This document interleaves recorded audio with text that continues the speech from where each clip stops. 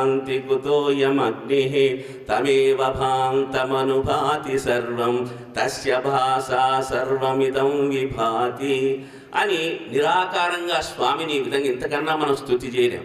కాబట్టి భగవంతుడికి హారతిస్తున్నాడు ఒక భక్తుడు అన్నమాట. మరి ఆ ఇస్తూ మరి చక్కగా పూడుతున్నాడు ఆ యొక్క స్వయం ప్రకాశకత్వం యొక్క లక్షణాన్ని, పరమాత్మ యొక్క లక్షణాన్ని అన్నమాట. ఏమంటున్నాడు? నా తత్ర సూర్య భాతి. ఏమంటున్నాడు? ఆ ఆత్మని లేదా బ్రహ్మాన్ని అన్నమాట. సృష్టికి ఎంత ఆధారభూతమైనటువంటిది, సర్వవ్యాపితమైనటువంటిది ఏదైతే ఉన్నదో బ్రహ్మతత్వాన్ని, ఈ విధంగా ఆత్మతత్వాన్ని నా తత్ర సూర్య భాతి.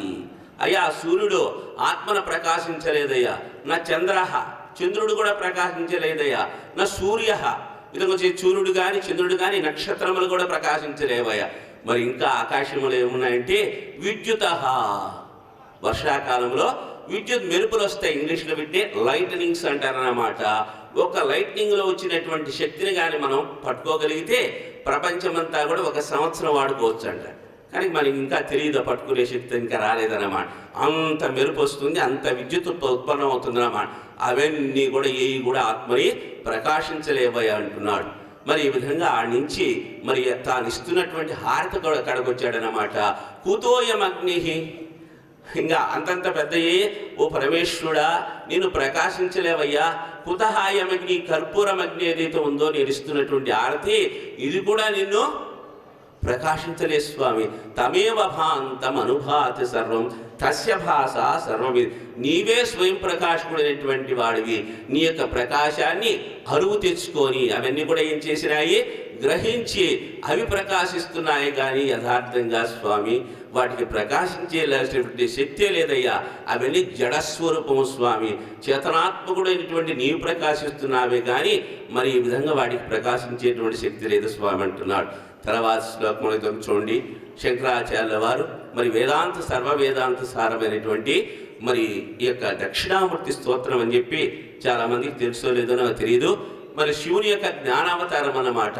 సనకిప ప్రభాభాస్వరం జ్ఞానం యస్య తు చక్షురాధికరణ ద్వారా బహిస్పందతే జానామీతి తమేవ భాంతమనుభాత్ ఏతస్ సమస్తం జగత్ తస్మై శ్రీ గురుమూర్తయే నమైదం శ్రీ దక్షిణామూర్తయే. స్వాముల వారు దృష్టాంతం ఇస్తున్నారు శంకరాచార్యుల వారు. ఇది కూడా ఒక కుండ లాంటిది అన్నమాట. తత్వవేత్తలైనటువంటి వాళ్ళంతా కూడా బోధ చేస్తారు. దీనికి చాలా రంధ్రాలు ఉన్నాయన్నమాట. మరి దృష్టాంతం ఇస్తున్నారు. మరి బాణం ఉన్నదంటే పెద్ద బాణ. ఆ బాణ విధంగా చేసి ఏముందయ్యా బాణ కట్టి నానా ఛిద్ర ఏమున్నాయి? దానికి ఛిద్రములు, రంధ్రములు ఉన్నాయన్నమాట ఆ బాణకి. మరి అట్లాంటి బాణకి బాణ లోపల ఘటి ఉదర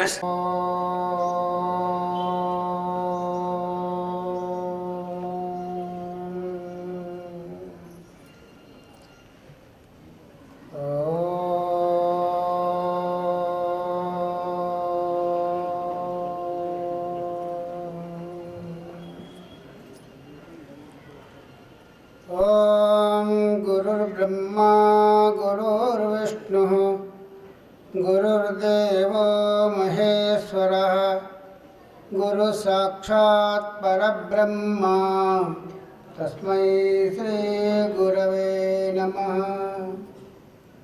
दत्तात्रेयसमारम्भां रमणाचार्यमध्यमाम् सत्यानन्दऋषिपर्यन्तां वन्दे गुरुपरम्परां. मङ्गलं गुरुदेवाय महनीयगुणात्मने सर्वलोकशरण्याय साधुरूपाय मङ्गलम्. कृष्णाय वासुदेवाय हरे परमात्मने प्रणतक्लिनि नमोस्तुते. हरिः ओम्. 2 నిమిషాలు నామని చెప్తాను. ఒక్క నిమిషం. ఆ దారిలో గోవింద గోపాల జయనందలాల గోవింద గోపాల హే నందలాల గోవింద గోపాల గోపాల జయ నందలాల గోవింద గోపాల జయ నందలాల మీరా के नाथ प्रभु मुरली गोपाल మీరా के नाथ प्रभु मुरली गोपाल मीरा के नाथ प्रभु मुरली गोपाल మీరా के नाथ प्रभु मुरली गोपाल गोवर्धनोद्धार गोकुल बाला गोवर्धनोद्धार गोकुल बाला गोवर्धनोद्धार गोकुल बाला गोवर्धनोद्धार गोकुल बाला మా స్టేజ్ ఉండే స్వాములే పలుకుతున్నారు. అమ్మగారు చెప్తున్నారు కదా, మీ గొంతులు ఎవరు వినపడతలే నాకు. భగవన్నామాన్ని నోరార ఉచ్చరించాలి. ఉచ్చరించకుండా పోతే ఏమవుతుంది? మరి దానిని భగవంతుడి కోసం వినియోగించినప్పుడే అవయవాలన్నీ ఏమవుతాయి? సార్థకత చెందుతాయి. మరి భగవంతుడి కోసం వినియోగపడలేదు అనుకోండి, అవి ఏమవుతాయి? వ్యర్థమవుతాయి. అందుకని భగవంతుడు ఈ జన్మలో వాడికి అన్ని ఇచ్చానే, వాడు దాన్ని సార్థకం చేసుకోలేదు కాబట్టి వచ్చే జన్మలు ఏం చేస్తాడట? లేకుండా చేస్తాడు. అలాగనే మనకు నోరు ఇచ్చాడు, మన చేతులు ఇచ్చాడు, కాళ్ళు ఇచ్చాడు, అన్నీ ఇచ్చాడు. మరి అదే సద్వినియోగపోతే ఏం చేస్తాం? మన లోకల్లో చూస్తాం కదా, కుంటోడు, గుడ్డోడు, గూనోడు, కాళ్ళు లేనోడు, నోరు లేని మూగవాళ్ళు, ఇవన్నీ ఎందుకని పొడిలో వినియోగించుకోలే. ఇప్పుడు కూడా మనం భగవంతుడి కోసం వినియోగించకపోతే మనం కూడా మరి అంత్య జన్మలో మోగవాళ్ళు అయిపోతాం. కాబట్టి మోగాలు కావాలనుకుంటే నోరు మూసుకోండి, లేకపోతే గట్టిగా చెప్పండి. రాధే గోపాల గోపి గోపాల రాధే గోపాల గోపి గోపాల రాధే గోపాల గోపి గోపాల రాధే గోపాల బాల గోవర్ధనోద్ధార గోకుల బాల గోవర్ధనోద్ధార గోకుల బాల గోవర్ధనోద్ధార గోపి గోపాల రాధే గోపాల గోపి గోపాల గోవింద గోపాల జయ నందలాల గోవింద గోవింద గోపాల జయ నందలాల రాధే గోపాల గోపి గోపాల మహారాజ్ की जय, భక్తులందరికీ జై. నమ పార్వతీ పతయే హర హర మహాదేవ.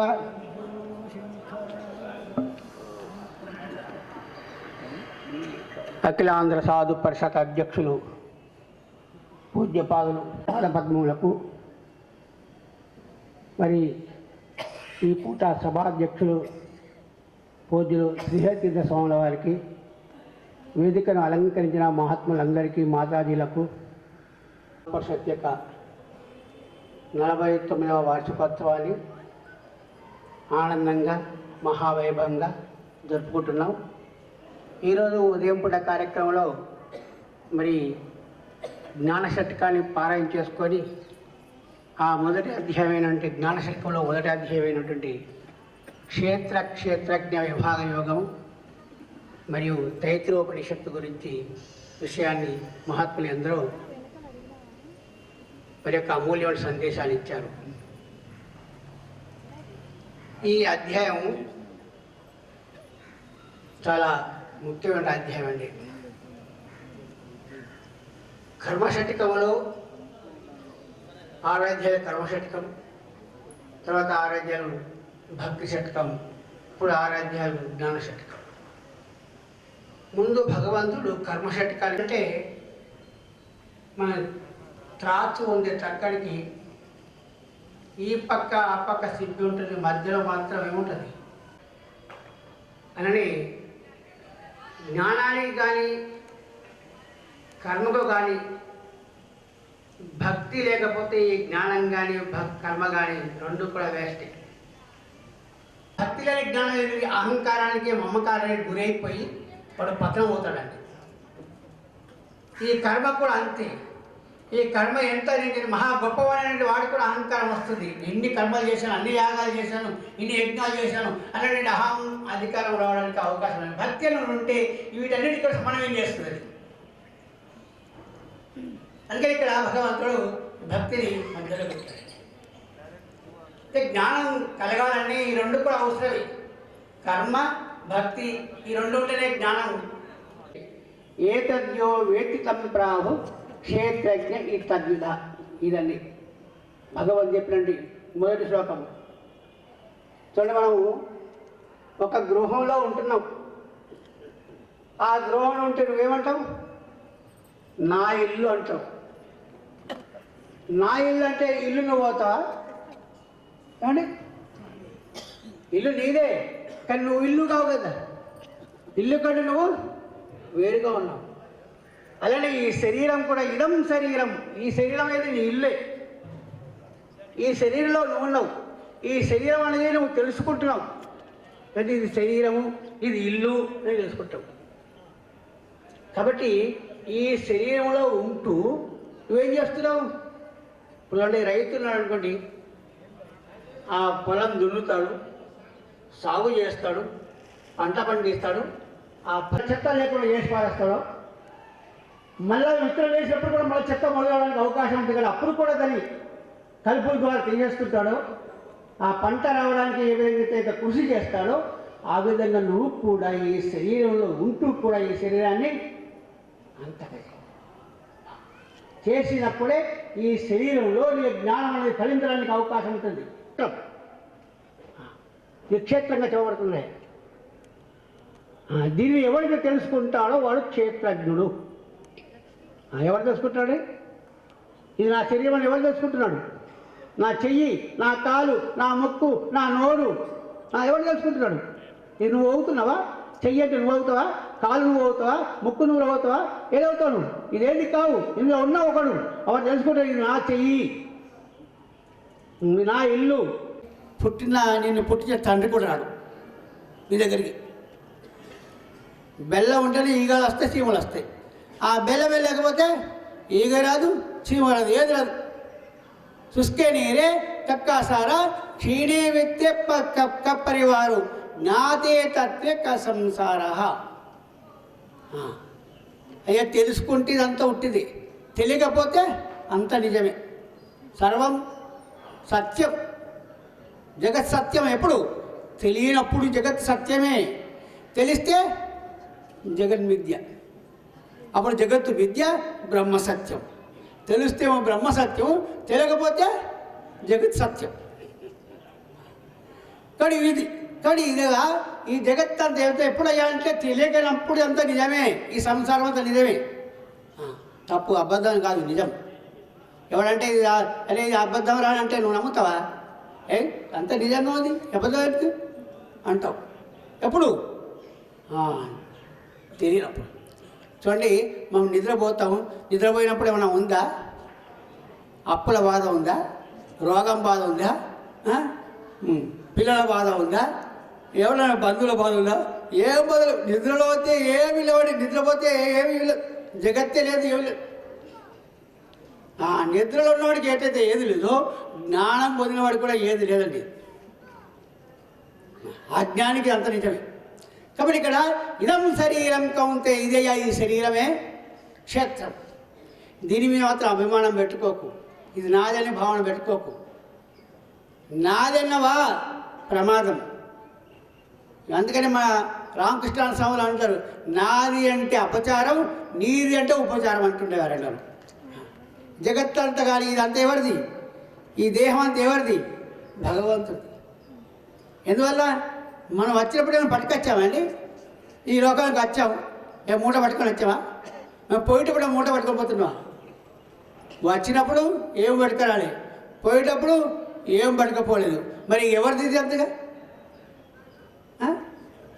నాది నాది అని అభిమానిస్తున్నావే, ఇదంతా నాది, నేను సంపాదించాను, నేను తెచ్చాను, నేను పెట్టానంటే నువ్వు పెట్టావు, ఎవరు పెట్టాడు?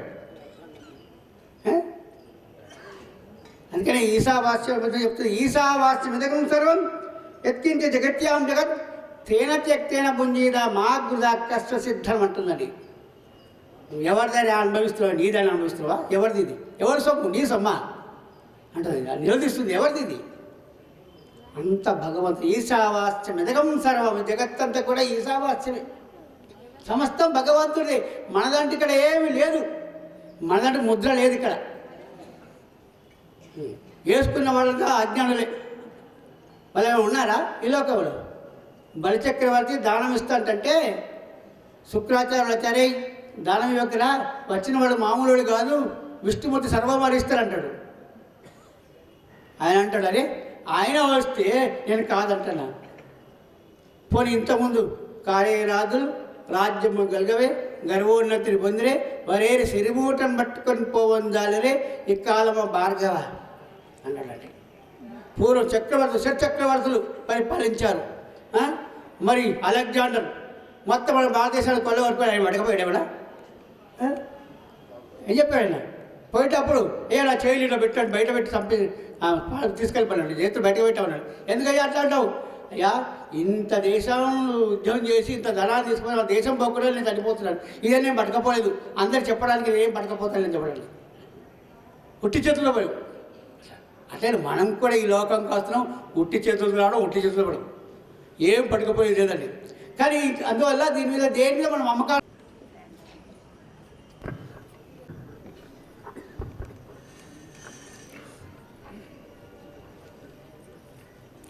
अस्मदाचार्यपर्यन्तां वन्दे गुरुपरम्पराम्।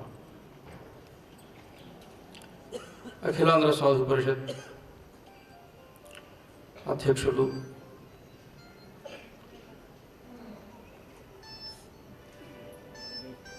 అఖిలాంధ్ర సాధువులు అందరికీ ప్రణమిలుతూ ఉన్నాను.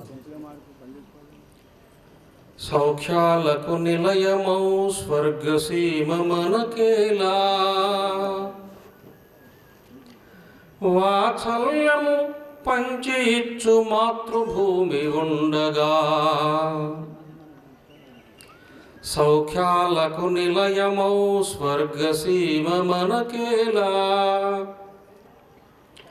వాత్సల్యము పంచి ఇచ్చు మాతృభూమి ఉండగా, దేవతలీ దేశాన దేహధారులౌదురట, జపతప సాధనలు చేసి జన్మరహితులౌదురట, మరల మరల మాధవుడే ఇలకు వచ్చిపోవునంట, మంచివారి బ్రోచి దుర్మతుల త్రుంచునంట, సౌఖ్యాలకు నిలయమౌ స్వర్గసీమ మనకేలా, వాత్సల్యము పంచి ఇచ్చు మాతృభూమి ఉండగా, చిరయశోలలాముడు శ్రీరాముడు మనవాడే, చిరయశోలలాముడు శ్రీరాముడు మనవాడే, సురగంగను భువి కొసగిన భగీరథుడు మనవాడే, ఆత్మార్పణను నరించిన అమరవీరులెందరో ఆదర్శమై నిలచిరి ఆకాశాన తారలైరి, సౌఖ్యాలకు నిలయమౌ స్వర్గసీమ మనకేలా, వాత్సల్యము పంచి ఇచ్చు మాతృభూమి ఉండగా. భారత్ మాతాకి జై. ఈరోజు మన భారతదేశ గణతంత్ర దినోత్సవం. అందుకోసం కాస్త దేశమాతను స్తుతించుకున్నాం. ఈ దేశము హిందూ దేశము, ఈ జాతి హిందూ జాతి, ఈ ధర్మము హిందూ ధర్మము, ఈ సంస్కృతి హిందూ సంస్కృతి. అయితే అట ఇది హిందూ దేశం కావడం విశేషమేం లేదు. ఈ సంస్కృతి, ధర్మము, ఈ మతము, హిందుత్వం కావడం విశేషమేం లేదు. అయితే ఈ భూమి మీద దేవుడిని కన్న జాతి ఇది కాబట్టి విశేషం. ఇది దేవుడిని కన్న జాతి. కనడము అంటే చూడడం, కనడము అంటే జన్మను ఇవ్వడం. దేవుడిని చూచిన వాడు ఈ భూమి మీద ఎవడైనా ఉన్నాడా? వాడు హిందువే. దేవుడికే జన్మను ఇచ్చాడా? వాడు ఈ భూమి మీద హిందువే. నిన్ను చూడాలంటే దేవుడు ఇక్కడికి వస్తాడు, నీవు చూడాలన్నా దేవుడికి ఇక్కడికి వస్తాడు. చచ్చిన తర్వాత పరలోకం